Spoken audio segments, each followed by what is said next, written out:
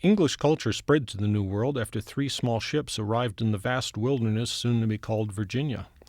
The colonists who sailed knew they were entering a hostile environment.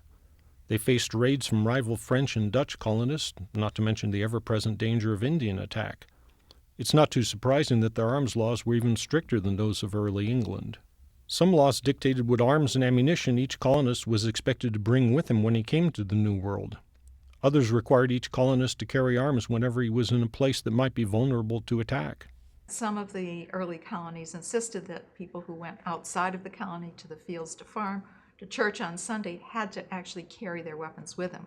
There's this very famous painting of the pilgrims going to church with their weapons. But actually it was legislation in colony after colony. They all instituted a militia. They all instituted requirements for householders to be armed. One statute provided that every male inhabitant shall always go armed, including to church or any other place, and that was not limited to the militia because there was really no age group. I think adulthood was probably implicit in it. As the colonies grew, the laws went beyond mandating individual arms ownership and carrying. Historian Clayton Kramer explains. The instructions given to colonial governors by the royal government are very clear. You're to go ahead and organize militias, and they did. Pennsylvania is the last of the colonies to go ahead and create a mandatory militia. And all of the others, almost from the beginning, there are laws that require that free white men own guns. In some cases, even free black men are required to own guns. There are laws that require a head of household to have guns for all of the members of the militia that are in the household.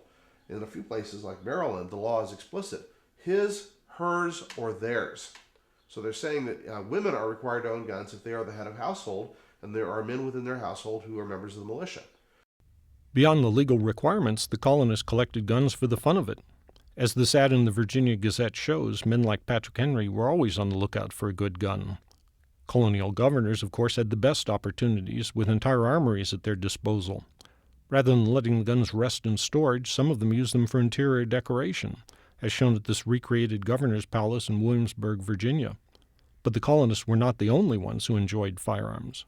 Eventually, most colonies began to realize that two things happen when you make guns more readily available to the Indians. One of them is that they become quite dependent on Europeans for gunpowder. It does not appear that the Indians ever quite figured out how to make gunpowder.